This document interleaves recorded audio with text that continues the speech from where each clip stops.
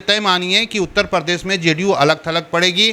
BJP Nitish ji को छोड़कर उनके इर्द गिर्द जो जितने लोग हैं उनको तवज्जो ज़्यादा दे रही है, क्योंकि उन्हें पता है कि नीतीश जी अगर कमज़ोर होंगे तो बीजेपी मजबूत होगी। लेकिन पूरा प्लान फेल कर दिया। और किसने फेल किया? सरकार बीजेपी की है वहाँ पर।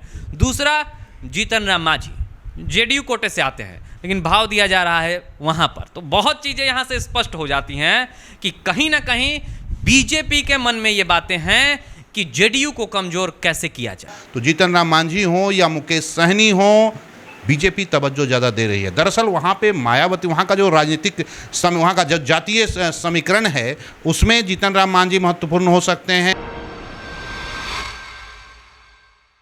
नमस्कार, आप देख रहे हैं डीटीवी भारत और मैं हूं अभिषेक मिश्रा। उत्तर प्रदेश विधानसभा चुनाव हाल के दिनों में या फिर आने वाले साल में देश में होने वाले विधानसभा चुनावों में से सबसे महत्वपूर्ण है। और यूपी की सियासत को लेकर, यूपी में होने वाले विधानसभा चुनाव को लेकर, माफ़ कीजिएगा, यूपी की सियासत में सिर्फ गर्माहट नहीं है, पूरे देश की सियासत में गर्माहट है। और यूपी के बाद अगर यूपी की सियासत को लेकर, यूपी के चुनाव को लेकर सबसे ज़्यादा किसी राज्य की सियासत में गर्माहट है तो वो बिहार है।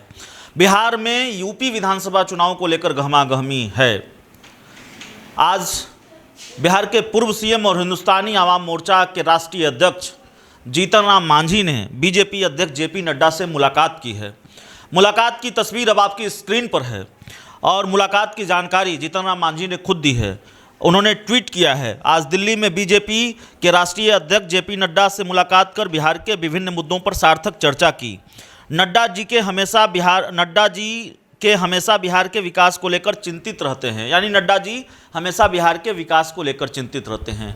सवाल है कि बिहार के विकास को लेकर सार्थक चर्चा हुई है या यूपी विधानसभा को लेकर चर्चा हुई है। सवाल यह भी है कि जिस बीजेपी की बात अपने सहयोगी जेडीयू से नहीं बन पा रही है, जेडीयू सम्मानजनक समझौता चाहती है, यूपी में बीजेपी से मिलकर चुनाव लड़ना चाहती है, बीजेपी के साथ मिलकर चुनाव लड़ना चाहती है, लेकिन बात नहीं बन पा रही है। जेडीयू बार बार कह रही है कि बात नहीं बनी तो अकेले चुनाव लड़ेंगे। वही बीजेपी जीतन राम मांझी को इतना भाव क्यों दे रही है? ईमानदारी से कहें तो हमारी समझ में भी नहीं आ रहा है। हम अपने संपादक राजेश सर के जरिए समझने की कोशिश करेंगे, हम अपने दूसरे सहयोगियों के जरिए समझने की कोशिश करेंगे। और क्यों हम ये कह रहे हैं कि बीजेपी जीतन राम मांझी को खूब भाव दे रही है? इसलिए कह रहे हैं, इससे पहले उनके बेटे और हम कोटे से बिहार सरकार में मंत्री संतोष सुमन से यूपी के सीएम योगी आदित्यनाथ ने मुलाकात की। संतोष सुमन योगी आदित्यनाथ से मिले। प्रधानमंत्री नरेंद्र मोदी से संतोष सुमन की मुलाकात हुई। सवाल है कि इतनी अहमियत क्यों हिंदुस्तानी आवाम मोर्चा को, जीतन राम मांझी को, जीतन राम मांझी के बेटे संतोष सुमन को? यही समझने की कोशिश करेंगे कि मांझी के बहाने कौन सा सियासी खेल खेलना चाहती है बीजेपी, यूपी में या फिर बिहार में। और हम चलेंगे अपने सहयोगी, सबसे पहले सहयोगी अविनाश के पास चलेंगे। अविनाश, मैं तो नहीं समझ पा रहा हूँ, आप जरा हमारे दर्शकों को समझाइए कि मुख्यमंत्री नीतीश कुमार या उनकी पार्टी चाहती है कि यूपी का विधानसभा चुनाव हम लड़ें और बीजेपी के साथ मिलकर चुनाव लड़ें, लेकिन बात नहीं बन पा रही है। इसलिए जेडीयू के नेता बार बार कह रहे हैं कि बात नहीं बनी तो अकेले चुनाव लड़ेंगे, लेकिन मांझी को खूब भाव दे रही है बीजेपी। उनके बेटे संतोष सुमन प्रधानमंत्री से मिलते हैं, सीएम योगी भी मुलाकात कर लेते हैं, आज बीजेपी के अध्यक्ष जेपी नड्डा मुलाकात करते हैं, जेपी नड्डा से मुलाकात होती है पूर्व सीएम मांझी की। ये बिहार के विकास के लिए है या यूपी को लेकर कोई डील हो रही है? और डील हो रही है तो फिर इतनी अहमियत मांझी को क्यों? क्या खेल नजर आ रहा है बीजेपी का मांझी का? देखिए, आपने जो कहा कि आपको नहीं समझ में आ रहा है, ये बड़े बड़े लोगों को नहीं समझ में आ रहा है और मुझे भी उतना समझ में नहीं आ रहा है। क्योंकि देखिए, एक बिहार की स्थिति समझने की आप कोशिश कीजिए। एनडीए, पहले एनडीए के जो घटक दल होते थे वो स्वतंत्र होते थे और उनकी अपने कोटे की सीटें होती थी, एनडीए की तरफ से दी जाती थी। लेकिन इस बार जो बिहार में विधानसभा चुनाव हुआ, उसमें जरा आप देखिए किस तरीके से हुआ। एनडीए तो बना, एनडीए के दो मुख्य घटक दल बने, जेडीयू और बीजेपी। अब इन दोनों घटक दलों में दूसरे घटक दल शामिल हुए। जेडीयू कोटे में जीतन राम मांझी की पार्टी हम शामिल हुए और जेडीयू ने अपनी सीटें मांझी जी को दी। और इधर बीजेपी की बात कर ले तो मुकेश सहनी यानी कि वीआईपी पार्टी गई और वीआईपी पार्टी को बीजेपी ने अपनी तरफ से सीटें दी। अब यूपी चुनाव की बात देख लीजिए, जाते हैं मुकेश सहनी, क्या होता है क्या कुछ नहीं होता है, पिछले दिनों सब कुछ देखा उन्होंने, और उन पर रोक लगा दिया गया, उन्हें नज़रबंद भी किया गया, और जो प्रतिमा लगानी थी या क्या करना था सारा कार्यक्रम रद्द कर दिया गया, लेकिन पूरा प्लान फेल कर दिया। और किसने फेल किया? सरकार बीजेपी की है वहाँ पर। दूसरा, जीतन राम मांझी जेडीयू कोटे से आते हैं, लेकिन भाव दिया जा रहा है वहाँ पर। तो बहुत चीज़ें यहाँ से स्पष्ट हो जाती हैं कि कहीं ना कहीं बीजेपी के मन में ये बातें हैं कि जेडीयू को कमजोर कैसे किया जाए। ये शीर्ष स्तर से चल रहा है कि बिहार की अगर राजनीति को मजबूत करना है तो जब तक जेडीयू कमजोर नहीं होगी तब तक बीजेपी यहाँ पर मजबूत नहीं होगी। बहुत महत्वपूर्ण बात आपने कही और बहुत सरल भाषा में कही। इसको हम अपने दर्शकों को और थोड़ा समझा देते हैं। आप ये कह रहे हैं कि देखिए, जेडीयू और बीजेपी तो दोनों गठबंधन में थे ही, एनडीए का दोनों महत्वपूर्ण हिस्सा हैं, लेकिन इस गठबंधन के अंदर दो और शामिल हुए। हिंदुस्तानी आवाम मोर्चा की एंट्री एनडीए में वाया जेडीयू हुई और मुकेश सहनी की एंट्री एनडीए में वाया बीजेपी हुई। दोनों ने अपनी अपनी सीटें अपने एक दूसरे को दी।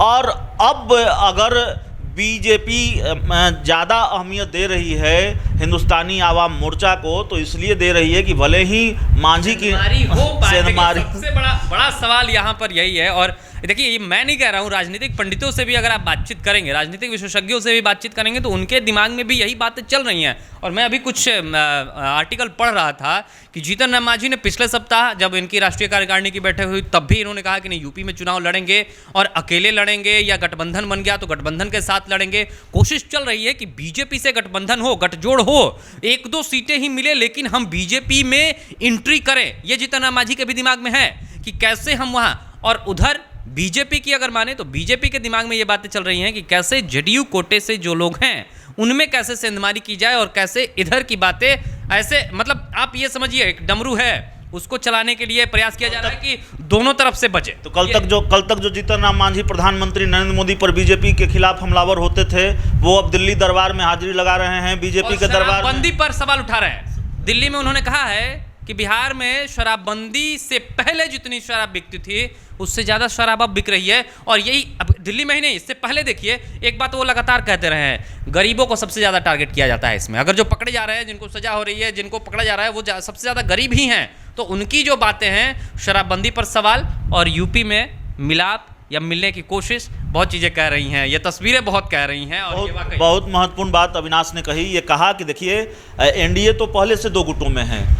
2 दलों की एंट्री, हिंदुस्तानी आवाम मोर्चा की एंट्री वाया जेडीयू होती है एनडीए में, और वीआईपी पार्टी की एंट्री वाया बीजेपी होती है एनडीए में। मुकेश सहनी का स्टैंड अभी तक क्लियर नहीं है, लेकिन मुकेश सहनी बीजेपी को लेकर हमलावर होते हैं। हाल के दिनों में योगी आदित्यनाथ को लेकर हमलावर होते हैं। जिस तरह से उनकी मुश्किलें बढ़ी उत्तर प्रदेश में और उनकी रणनीति कह लें या फिर उनकी जो महत्वाकांक्षा थी, उनका जो प्लान था, उसको फेल किया योगी सरकार ने उत्तर प्रदेश में।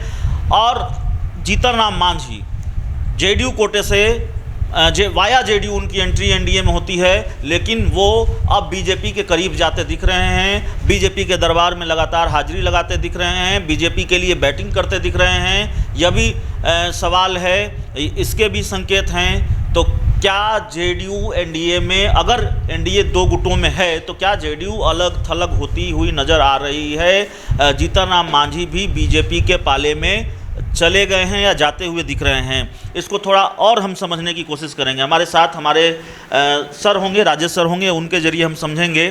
सर, एक बहुत महत्वपूर्ण तस्वीर जिसको जीतन राम मांझी ने आज खुद ही ट्वीट किया है, दिल्ली में बीजेपी अध्यक्ष जेपी नड्डा से मुलाकात हुई है और उन्होंने कहा है कि बिहार के विकास पर चर्चा हुई है। सवाल यही है कि नीतीश कुमार से बात नहीं बन पा रही है बीजेपी की। यूपी में नीतीश कुमार बीजेपी के साथ मिलकर चुनाव लड़ना चाहते हैं, जेडीयू मिलकर चुनाव लड़ना चाहती है, लेकिन नीतीश कुमार की अपेक्षा, जेडीयू की अपेक्षा बीजेपी ज़्यादा भाव दे रही है जीतन राम मांझी को। आज मांझी जेपी नड्डा से मिल लेते हैं, कुछ दिन पहले उनके बेटे हैं, हम कोटे से मंत्री हैं बिहार सरकार में, वो सीएम योगी आदित्यनाथ से मिलते हैं, प्रधानमंत्री से मिलते हैं, तो सबसे उनकी मुलाकातें हो जाती हैं।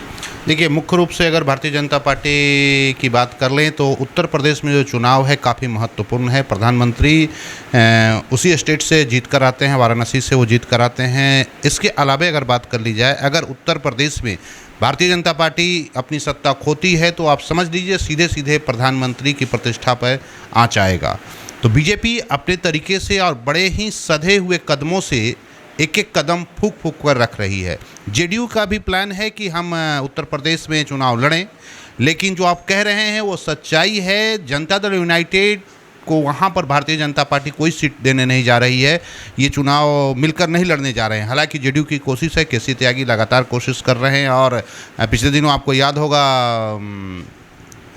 ललन बाबू ने भी कहा था कि आरसीपी सिंह तो मंत्री हैं, इनकी पहुंच ज़्यादा है, अगर ये चाहें तो हो सकता है गठबंधन। लेकिन फिलहाल भारतीय जनता पार्टी जेडीयू के साथ कोई भी गठबंधन में चुनाव नहीं लड़ने जा रही है उत्तर प्रदेश में। रह गया सवाल जीतन राम मांझी का, तो जीतन राम मांझी हो या मुकेश सहनी हो, बीजेपी तवज्जो ज़्यादा दे रही है। दरअसल वहाँ पे मायावती, वहाँ का जो राजनीतिक वहाँ का जो जातीय समीकरण है उसमें जीतन राम मांझी महत्वपूर्ण हो सकते हैं, उसमें मुकेश सहनी महत्वपूर्ण हो सकते हैं। निषाद बड़ी संख्या में वहाँ वोट है उनका, प्लस साथ ही साथ चिराग पासवान भी बहुत महत्वपूर्ण हो सकते हैं। इसीलिए आप देख रहे हैं पिछले दिनों नीरज कुमार बबलू या बीजेपी के तमाम कद्दावर नेता ने कहा कि चिराग एनडीए का ही हिस्सा हैं।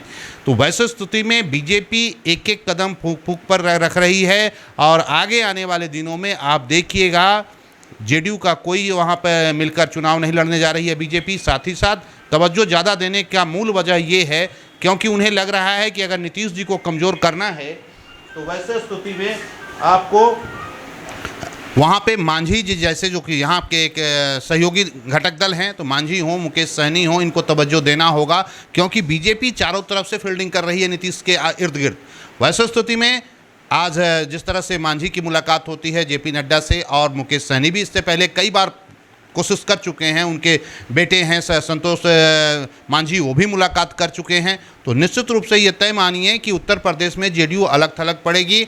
बीजेपी नीतीश जी को छोड़कर उनके इर्द गिर्द जो जितने लोग हैं उनको तवज्जो ज़्यादा दे रही है क्योंकि उन्हें पता है कि नीतीश जी अगर कमज़ोर होंगे तो बीजेपी मजबूत होगी। बहुत महत्वपूर्ण बात कही सर आपने कि बीजेपी बड़ा खेल कर रही है। यूपी चुनाव के बहाने जीतन राम मांझी के कंधे पर बंदूक रखकर, मुकेश सहनी के कंधे पर भी बंदूक रखकर शायद, और कोशिश यह है कि नीतीश कुमार को अलग थलग किया जाए और मांझी को तवज्जो इसलिए दी जा रही है, हिंदुस्तानी आवाम मोर्चा को इसलिए तवज्जो दी जा रही है बीजेपी की तरफ से। तो जो सबसे महत्वपूर्ण सवाल था कि एक तस्वीर आज आई, जीतन राम मांझी ने मुलाकात की बीजेपी अध्यक्ष जेपी नड्डा से, इससे पहले उनके बेटे और हम कोटे से मंत्री संतोष सुमन ने मुलाकात की, यूपी के सीएम योगी आदित्यनाथ से, प्रधानमंत्री नरेंद्र मोदी से।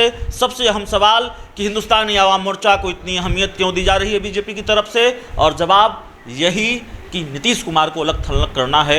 बीजेपी का प्लान यही है, बीजेपी का खेल यही है। तो इस पूरी रिपोर्ट में इतना ही। बहुत बहुत धन्यवाद।